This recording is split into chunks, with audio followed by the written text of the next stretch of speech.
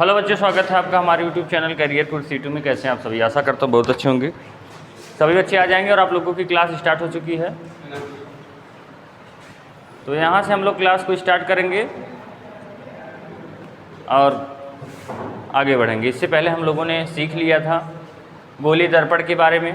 गोली दर्पण के दो भाग होते हैं, एक होता है अवतल और एक होता है उत्तल, जो कि हम लोग क्लास 10th में भी पढ़े हैं। अभी इससे पहले पिछली क्लास में भी हमने पढ़ लिया था। तो आज हम देखेंगे गोली दर्पण में जो दो होते हैं, अवतल होते हैं और उत्तल दर्पण होता है, उससे प्रतिबिंब बनने के नियम, और आज ही कंप्लीट करने का प्रयास करेंगे अवतल दर्पण द्वारा प्रतिबिंब बनने के नियम।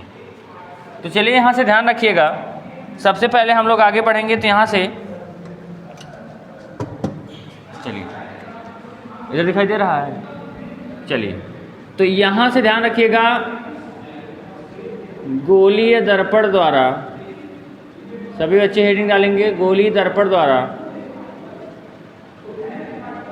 प्रतिबिंब बनने के नियम। गोलीय दर्पण द्वारा प्रतिबिंब बनने के नियम।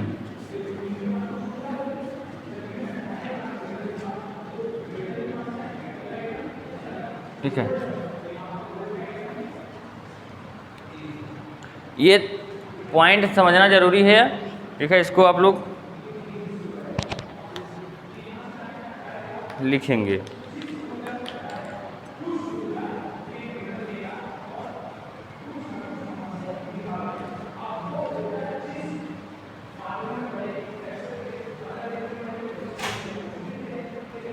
चलिए ध्यान रखिएगा, गोली दर्पण क्या होता है। ये क्लास 10th में भी है, गोली दर्पण द्वारा प्रतिबिंब बनने के नियम, ये बात ध्यान रखिएगा। तो ध्यान रखिएगा गोली दर्पण कैसा होता है, कुछ इस तरीके से गोला सा होता है, और जब हम इसको काट देते हैं तो इसमें से दो चीज़ें मिलती हैं। जब ऐसे दो चीज़ें मिलती हैं जब हम बीच से काट देते हैं, और जब पीछे ऐसे एक को पीछे पेंट कर देते हैं तो इसका नाम क्या रखते हैं? अवतल दर्पण। क्या नाम रख देते हैं? अवतल दर्पण। अब एक को अंदर से पेंट कर देते हैं, जिसको कहते हैं कलई करना। जब एक को अंदर से पेंट कर देते हैं तो इसका नाम हो जाता है उत्तल दर्पण। ये हो गया भैया अवतल और ये हो गया उत्तल। इतनी बातें समझ में आ गई होंगी। अब यहाँ से देखिएगा, अवतल और उत्तल हो गया। गोली दर्पण द्वारा प्रतिबिंब बनने के नियम हमको पढ़ने हैं। तो सबसे पहले हम इसके बारे में जानेंगे, नियम कैसा होता है। ध्यान रखिएगा, सबसे पहला नियम लिखने का आप लोग प्रयास करिएगा। यहाँ पर लिखिएगा, मुख्य अक्ष के समांतर आने वाली किरणें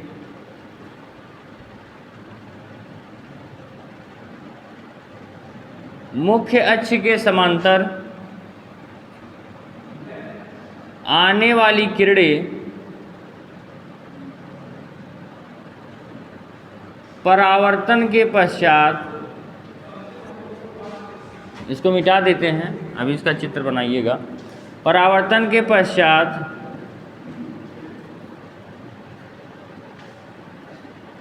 मुख्य अक्ष के समांतर आने वाली किरणें परावर्तन के पश्चात फोकस से होकर जाती हैं। फोकस क्या होता है, ये सारी बातें हम बता चुके हैं पिछली क्लास में। होकर लिख लीजिए। ठीक है, ये पहला हो गया। मतलब आपको पता होना चाहिए ये मेरा क्या है, गोली दर्पण का एक भाग है, जिसको अगर हम लोग पीछे से पेंट कर देते हैं तो इसका नाम हो जाता है अवतल दर्पण। अब यहाँ से हम लोग एक लाइन खींचने का प्रयास करते हैं, जिसको कहते हैं मुख्य अक्ष। इसको क्या कहते हैं? मुख्य अक्ष। और यहाँ पर आपको पता है ध्रुव होता है, जिसको P से रिप्रेजेंट करते हैं, पोल होता है। यहाँ पर होता है M1 और यहाँ पर होता है M2। दर्पण का द्वारा, जो बच्चे पिछली क्लास नहीं किए हैं पिछली क्लास कर लेंगे, तभी आगे समझ में आएगा। ठीक है, अब ध्यान रखिएगा, ये क्या है? पोल होता है। अब यहाँ पर देखिए, यहाँ से ऐसे इधर मिलाइएगा तो लगभग यहाँ से कहाँ पर जो पूरा गोला होता है, उस गोले का जो केंद्र होता है वो क्या बनता है? यही बनता है। तो इसको क्या कहते हैं? केंद्र कहते हैं।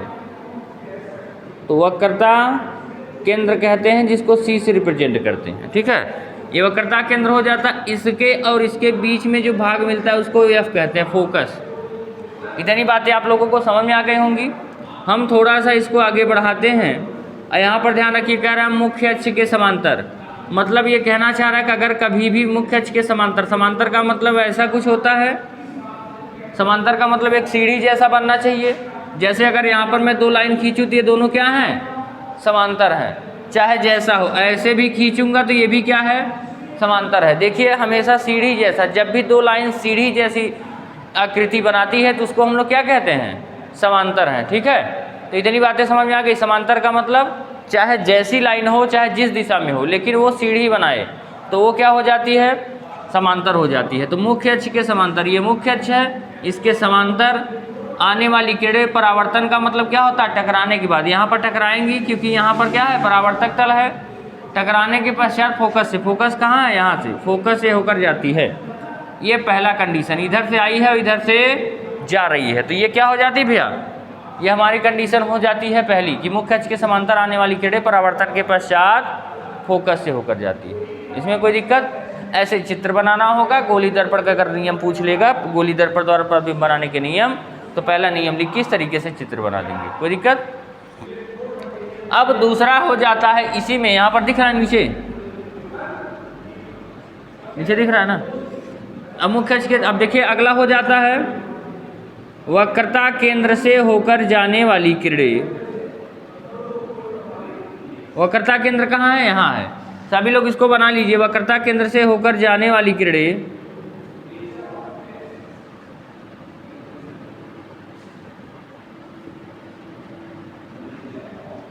परावर्तन के पश्चात उसी मार्ग पर वापस लौट जाती हैं। परावर्तन के पश्चात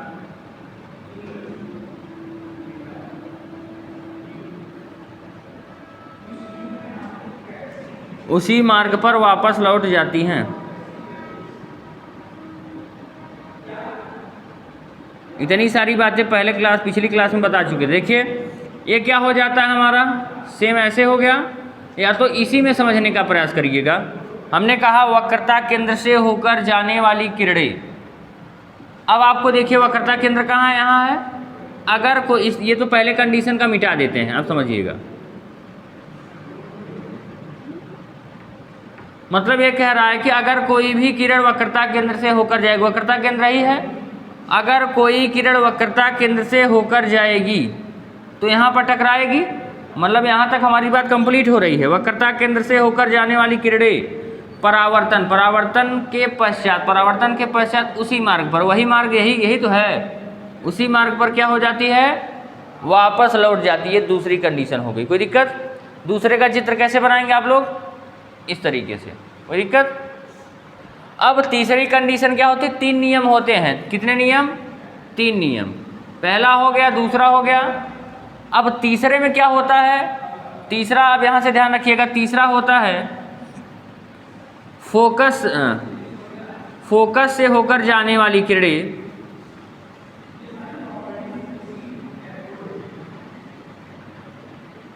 देखिए सेम पहले वाले का उल्टा है। फोकस से होकर जाने वाली किरणें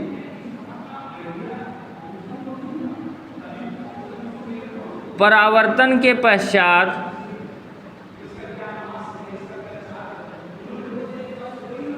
परावर्तन के पश्चात क्या करती हैं, परावर्तन के पश्चात फोकस से होकर जाने वाली किरणें परावर्तन के पश्चात मुख्य अक्ष के समांतर हो जाती हैं। मुख्य अक्ष के समांतर हो जाती हैं। ये होती है हमारी 3 कंडीशन। ये सभी लोग लिख लेंगे और चित्र बना लेंगे, ठीक है। सारी बातें आप लोगों को क्लियर दिखाई दे रही हैं।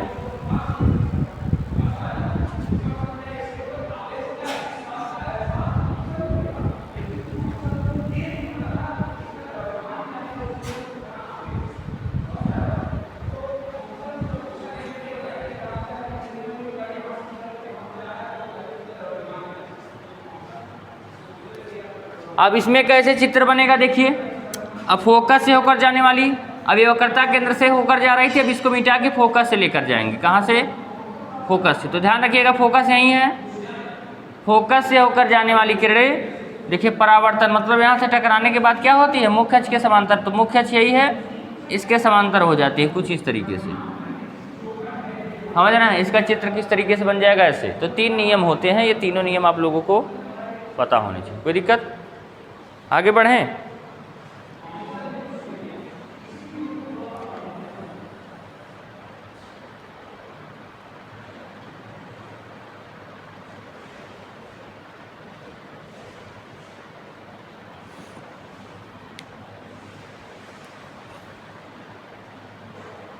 चलिए अब यहाँ से आप लोग हेडिंग डालिएगा, अवतल दर्पण द्वारा प्रतिबिंब बनने के नियम।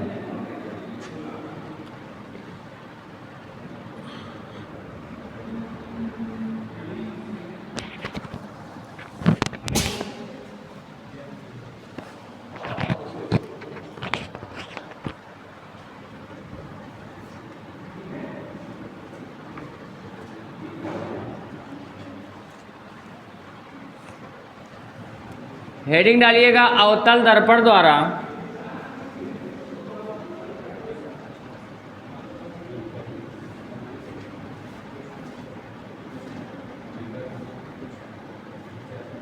अवतल दर्पण द्वारा प्रतिबिंब बनने के नियम।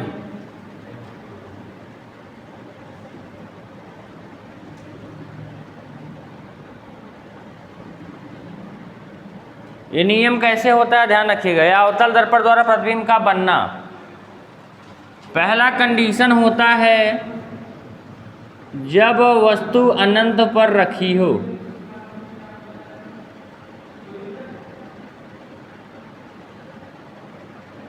ये आप लोग क्लास 10th में भी पढ़े होंगे। पहला कंडीशन क्या होता है, जब वस्तु अनंत पर रखी हो। तो पहले हम लोग अवतल दर्पण बनाएंगे, जैसे जैसे कह रहा वैसे करेंगे। ये हमारा अवतल दर्पण हो गया, पीछे से पेंट कर दिए भैया।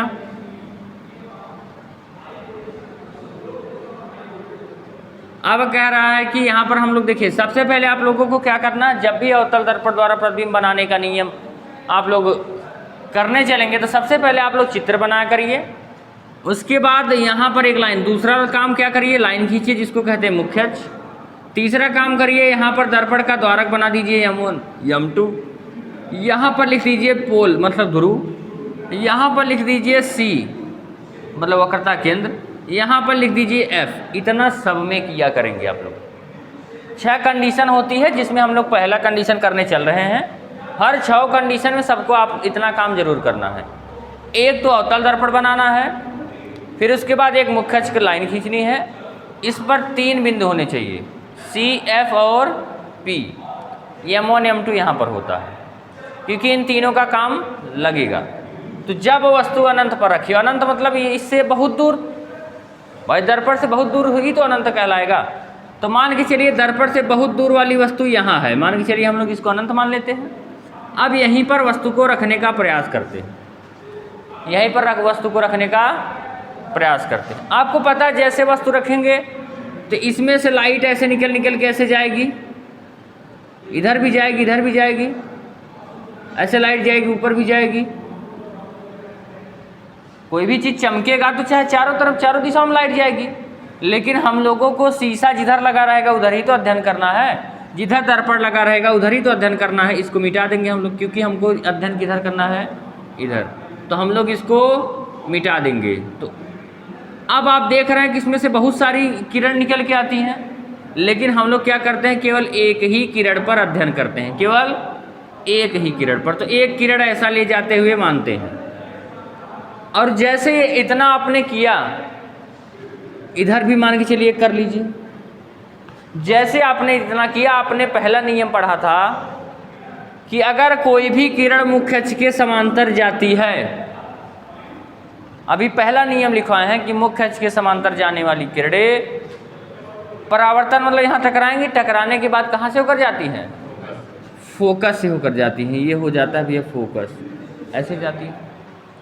और एक बात याद रखना है, जो परावर्तित किरण होती है मतलब टकराने के बाद जो किरण निकलती है वह जहाँ मिलती है प्रतिबिंब वहीं पर बनता है। आप देखिए टकराने के बाद ये लोग कहाँ मिल रही हैं, यही तो मिल रही हैं फोकस पर, यही मिल रही है ना। तो याद रखिएगा जब वस्तु अनंत पर रखी हो तो प्रतिबिंब कहाँ बनता है, फोकस पर बनता है, फोकस पर बनता है प्रतिबिंब। आप यहाँ से याद रखिएगा, देखिए एकदम लगभग छोटा पॉइंट बन रहा है, उसी पर बिंदुवत आकार का बनता है, ये लिखना होता है।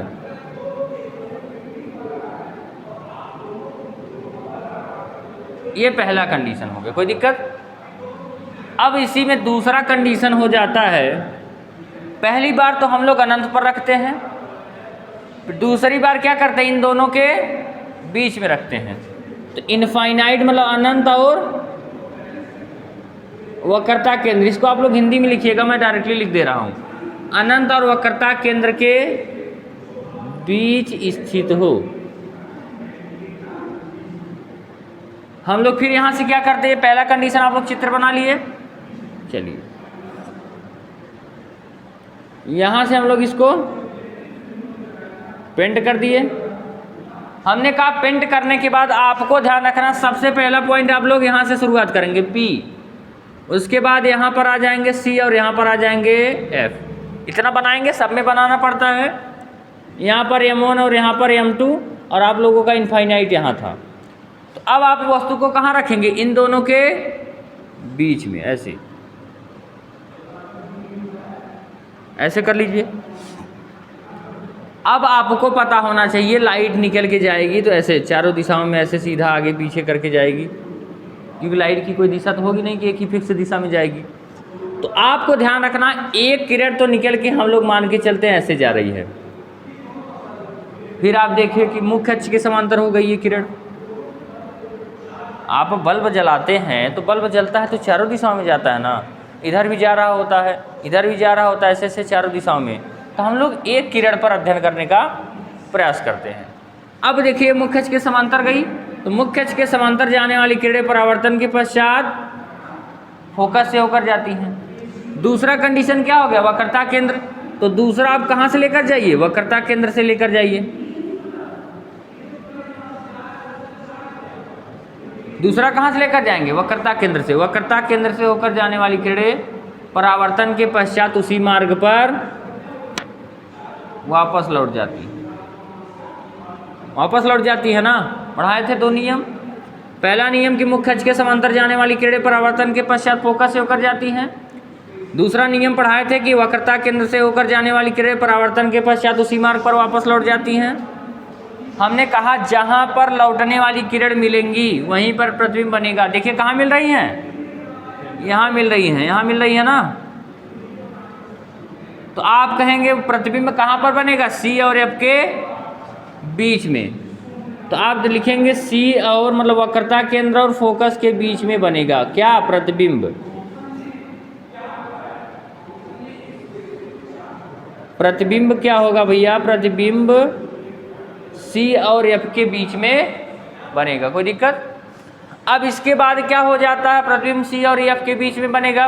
आप देख रहे हैं जितनी बड़ी वस्तु है उतना बड़ा ये है नहीं है, छोटा बनेगा भैया, वस्तु से छोटा बनेगा।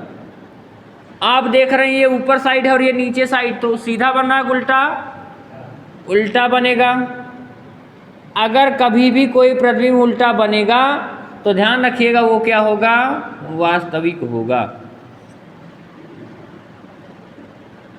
तो इतनी बातें आप लोगों को लिखनी होंगी। प्रतिबिंब C और F के बीच बनेगा, छोटा बनेगा, उल्टा बनेगा और वास्तविक बनेगा। ये हो जाता है प्रतिबिंब बनने का दूसरा नियम, अवतल दर्पण द्वारा दूसरा कंडीशन। आ रहा है समझ में। अब तीसरा कंडीशन हो जाता है भैया, पहले यहाँ था फिर इन दोनों के बीच में आ गया, अब तीसरा कहाँ आना चाहिए, C पर आना चाहिए। तो चलिए C पर बना के देख रहे हैं, यहाँ पर दिख रहा है कौन, ये इसलिए खींचे। इसका चित्र आप ऐसे भी बनाइए। देखिए कभी कभी आप लोग सोचते हैं कि इसमें यहाँ पर इतना बनाया है, इसमें पूरा खींच दिए हैं। ये बहुत दूर रखी वस्तु है, ये दर्पण से बहुत दूर रखी है, लेकिन इसकी स्थिति तो निर्धारित कर सकते हैं आप लोग ना। इसमें आप क्या करिए, इसका ऐसे भी चित्र बनता है, ऐसे भी बना सकते हैं आप लोग, इसका ऐसे भी बता दे रहा हूँ मैं। इसके दोनों कंडीशन हो सकते हैं, कोई दिक्कत नहीं। आप मान के चलिए अनंत पर रख दिए वस्तु, ऐसे आएगा। अब आपको पता होना चाहिए कि जो हमारी दूसरी कंडीशन होगी अनंत पर रखी हुई वस्तु का, तो अगर ये ऐसे होकर जाएगी, अगर ये ऐसे होकर जाएगी तो आप ध्यान रखिएगा ये कुछ इस तरीके से बनेगा। समझ रहे हैं, इसका जो प्रतिबिंब होगा कुछ इस तरीके से बनेगा और यहाँ पर C हो जाएगा, लगभग C यहाँ होगा, क्योंकि प्रतिबिंब जो बनेगा ना उसका लगभग यहीं पर मिलता हुआ बनेगा। समझ रहे हैं। ये तो जैसे क्या है कि हम लोग नाप के नहीं बनाए हैं पूरा, इससे इतना दूर होना चाहिए, क्योंकि इसको फोकस को और इधर करेंगे, फोकस को और इधर करेंगे तो कम से कम इस तरीके से बनेगा, इस तरीके से बनेगा, समझ रहे हैं। जब इस तरीके से बनेगा तो ऐसे बनेगा चित्र। ये सी से जा रहा है, ये देखिए यहाँ से एफ से जा रहा है, और ये अब देखिए ये कहाँ पर मिलते दिख रहे हैं, यहाँ पर लगभग, तो ये एफ ही तो है। अब आप देख रहे होंगे इससे क्या है, छोटा है, लगभग इसके अकॉर्डिंग क्या होता है, ये बिंदुवत आकार का बनता है। चाहे आप वैसे बना लीजिए चाहे ऐसे, कोई दिक्कत नहीं है, दोनों तरीके से सही है। अब ये क्या हो जाता है, ये दूसरी कंडीशन हो गई, कोई दिक्कत। अब तीसरी कंडीशन क्या हो जाती है, अब कहाँ रखेंगे, पहला हो गया अनंत पर, जितने जितने पॉइंट बने हैं उसी पर रखना है और उसके बीच में रखना है। पहला पॉइंट बना था अनंत पे रखा, दूसरा हम इन दोनों के बीच में रखे, तीसरा सी पर रखेंगे। तो तीसरा सी पर रख के देख लेते हैं, यहाँ दिख रहा है, चलिए अब यहाँ पर हम लोग सी पर रख के देख लेते हैं। एक लाइन खींचेंगे, यहाँ से ये चित्र बनाएंगे। सबसे पहले क्या लिखेंगे, पी लिखेंगे, यहाँ पर एफ लिखेंगे, यहाँ पर सी लिखेंगे, कोई दिक्कत। यहाँ पर लिखेंगे M1 और यहाँ पर लिखेंगे M2। अब कहाँ वस्तु को रखेंगे, सी पर रखेंगे, सी पर रखेंगे। जैसे वस्तु सी पर रखें एक किरण तो सीधा सीधा जाएगी ही जाएगी, कोई दिक्कत। और जैसे ही समांतर हुई कहाँ से होकर जाएगी, फोकस से होकर जाएगी। इतनी बात समझ में आ गई है। अब आप देखेंगे अगली कंडीशन क्या हो जाती है, फोकस से होकर जा रही है। अब एक किरण हम लोग कहाँ से लेकर जाते हैं, फोकस से लेकर जाते हैं। फिर अब आप ध्यान रखिएगा कि फोकस से होकर जाने वाली किरणें फिर ऐसे मुख्य अक्ष के समांतर हो जाती हैं। अब भैया जब ये मुख्य अक्ष के समांतर हो गई तो देखिए लगभग यहाँ पर मिलती हैं ये, कुछ इस तरीके से। इसको सीधा खींचिए, समझ रहे हैं, क्योंकि ये भी टेढ़ा हो गया था, इसको सीधा करिए इस तरीके से। तो ये जो हमारा प्रतिबिंब बनता है देखिए सेम उसी के आकार का बन रहा है। वक्रता केंद्र पर स्थित वस्तु का प्रतिबिंब वक्रता केंद्र पर ही बनता है, उसी के साइज का बनता है। उल्टा बन रहा है, उल्टा बनता है, और उल्टा प्रतिबिंब क्या होता है, हमेशा वास्तविक होता है। तो यहाँ पर आप लिख सकते हैं वक्रता केंद्र पर स्थित है तो वक्रता केंद्र पर ही बनेगा, वक्रता केंद्र पर ही बनेगा, उल्टा बनेगा, वास्तविक बनेगा और बराबर आकार का बनेगा। ये आप लोगों की बुक में भी दिया है, लेकिन ये कंडीशन आप लोग समझ पा रहे होंगे, कोई दिक्कत किसी को। 3 कंडीशन हो गई, 3 और बची हैं, 6 होती हैं। हम पहले कहाँ थे, यहाँ थे, दोबारा कहाँ आए, यहाँ आए, तीसरी बार कहाँ आ गए, यहाँ आ गए, चौथी बार क्या आ जाएंगे, एफ और सी के बीच में बनाए। अब चलिए इसको मिटा के यहाँ बना दे रहे हैं, यहाँ दिख रहा होगा। तो तीसरा कंडीशन हो गया। चौथा कंडीशन देखने का प्रयास करिएगा। चौथा कंडीशन होता है जब वस्तु कहाँ पर स्थित हो, फोकस और वक्रता केंद्र के बीच में। तो वस्तु को इस तरीके से रखेंगे, ऐसे एक लाइन जाएगी ही जाएगी। आपको पता है मुख्य अक्ष के समांतर जाने वाली किरणें परावर्तन के पश्चात फोकस से होकर जाती हैं। एक किरण तो हम लोग फोकस से लेकर गए, फिर यहाँ से देखिए ध्यान रखिएगा फोकस से लेकर जाएंगे। अब ध्यान रखिएगा ये जो कहाँ पर जाके मिलेंगी, देखिए ये लगभग इससे कुछ दूरी पर, ज़्यादा दूरी पर मिल रही है, समझ रहे हैं आप। देखिए जितनी बड़ी वस्तु थी उससे बड़ा बन रहा है प्रतिबिंब। तो प्रतिबिंब क्या होगा, पहली बात तो अब यहाँ पर ध्यान रखिए, यहाँ पर हमारा इनफाइनाइट था ना, यहाँ पर देखिए सी के बाद क्या था, इनफाइनाइट था, इनफाइनाइट था पहले, फिर उसके बाद बीच था, फिर सी था। सी कहाँ है हमारा, सी यहाँ है। अब ये सी और एफ का बीच है और ये एफ है, कोई दिक्कत। अब देखिए इसमें कहाँ पर वस्तु का प्रतिबिंब बन रहा है, सी और इनफाइनाइट के बीच। तो हमारा जो चौथा कंडीशन हो जाता है उसमें कहाँ पर बनता है, अनंत और वक्रता केंद्र के बीच, अनंत और सी के बीच बनेगा प्रतिबिंब। और कैसा बनेगा, बड़ा बनेगा, उल्टा बनेगा। अगर उल्टा बना तो क्या हो जाएगा, वास्तविक हो जाएगा। इतनी बातें समझ में आ गई हैं। कितनी कंडीशन हो गई, 4 कंडीशन। अब यहाँ से ध्यान रखिएगा, हम लोग इसको मिटाने का प्रयास करेंगे। मिटा दे, जगह है यहाँ, यहाँ दिख रहा है। चलिए, क्योंकि 6 साथ बनाएंगे तभी आप लोगों को एक साथ दिखने में दिक्कत नहीं होगी।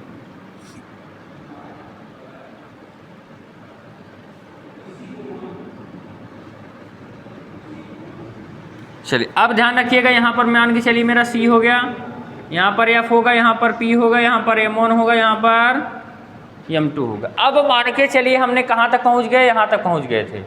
देखिए यहाँ तक पहुँच गए ना C और F के बीच में। अब कहाँ रखेंगे, अब रखेंगे 5वां कंडीशन F पर। 5वां कंडीशन क्या हो जाएगा, F पर। और जब F पर रखेंगे तो आपको पता है पहले तो एक किरण ऐसे जाएगी, और जैसे ये देखिए मुख्य अक्ष के समांतर हुई तो कहाँ से होकर जाएगी, फोकस से होकर जाएगी। अब जब वस्तु फोकस पर रखी गई है तो क्या एक और किरण फोकस उसका जो, जैसे यहाँ पर हम लोग अनंत पर रखते थे तो वक्रता केंद्र से होकर जाती थी। अब अगर हम वो फोकस ही पर रख देंगे तो क्या फोकस से किरण निकलेगी, नहीं निकलेगी, क्योंकि उसी पर वस्तु को रख दे हैं। तो अब दूसरी किरण कहाँ से लेकर जानी पड़ेगी, ऐसे, कहाँ से भैया, इस तरीके से, और ये जाके कहाँ पर टकराएगी, यहाँ पर टकराएगी, क्योंकि अब इधर वाली किरण निकलती हुई दिखेगी। अब यहाँ से ध्यान रखिएगा, ये देखिए फैलता हुआ जा रहा है, तो क्या ये कहीं मिलेगा, लग रहा है मिलेगा कहीं पर, क्योंकि परावर्तित किरण तो यही है। परावर्तित किरण जहाँ पर मिलती है प्रतिबिंब वही बनता है। तो परावर्तित किरण फैलती जा रही है, कहीं मिल सकती है, नहीं मिल सकती है। तो यहाँ पर हम लोग क्या लिखते हैं, मान लेते हैं अनंत पर बनेगा। कहाँ पर भैया, अनंत पर बनेगा। फोकस पर रखी वस्तु का प्रतिबिंब अनंत पर बनेगा। उसके बाद क्या बनेगा, बहुत बड़ा बनेगा, बहुत बड़ा बनेगा। अब ये नीचे साइड है तो उल्टा ही बनेगा, उल्टा बनेगा और वास्तविक बनेगा। ये हो जाती है हमारी 5वीं कंडीशन। तो 5 कंडीशन आप लोगों को समझ में आ गई होगी। एक कंडीशन और बची है, ज़रा बताइए कोई दिक्कत है किसी को, कोई दिक्कत है?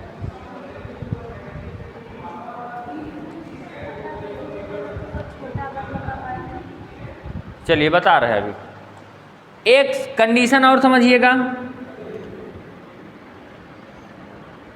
ये हो जाता है हमारा लास्ट कंडीशन।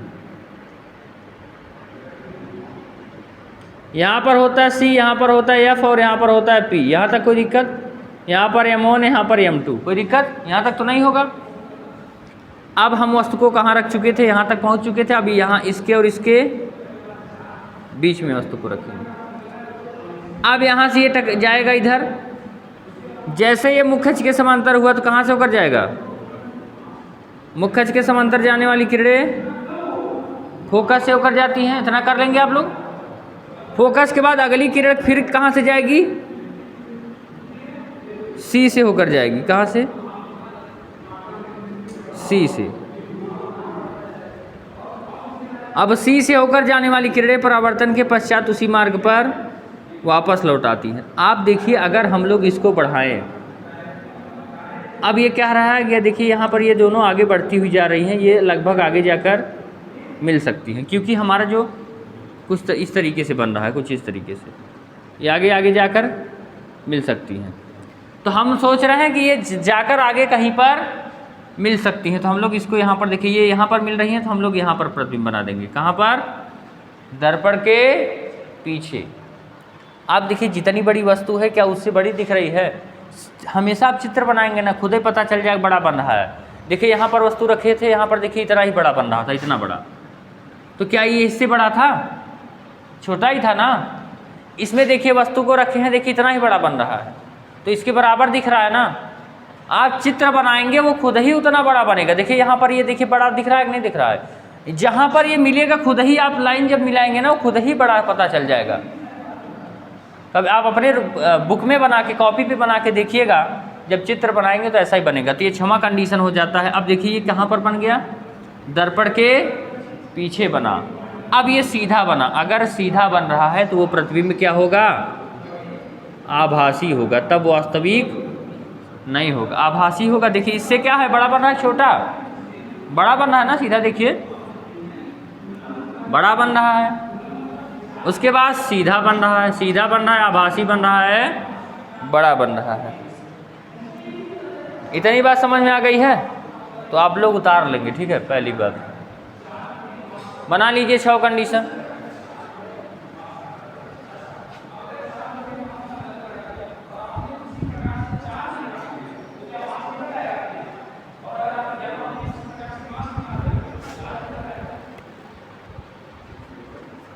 चलिए लगभग आप लोगों का यहाँ तक हो चुका होगा। तो सभी बच्चे काम करेंगे। क्लास थोड़ी छोटी है लेकिन डेली छोटी नहीं रहेगी, ठीक है। तो आप लोग ध्यान रखिएगा कि इसको लिख लेंगे और जो भी बातें आप लोगों को नहीं समझ में आई है सभी बच्चे कमेंट बॉक्स में कमेंट कर देंगे, उसका जवाब दे दिया जाएगा आप लोगों को, ठीक है। तो चलिए ठीक है, फिर आप लोगों से मिलते हैं कल। तब तक के लिए आप सभी को जय हिंद, जय भारत। अगर जिन बच्चों को नोट्स चाहिए, नोट्स के लिए आप लोगों को पता होगा और टाइम आप लोगों को पता है, टाइम डेली आप लोगों की जो क्लास होती है वो 9 बजे होती है। 9 बजे सभी बच्चे तैयार रहा करें, ठीक है। तो चलिए ठीक है, मिलते हैं कल। तब तक के लिए आप सभी को जय हिंद, जय भारत।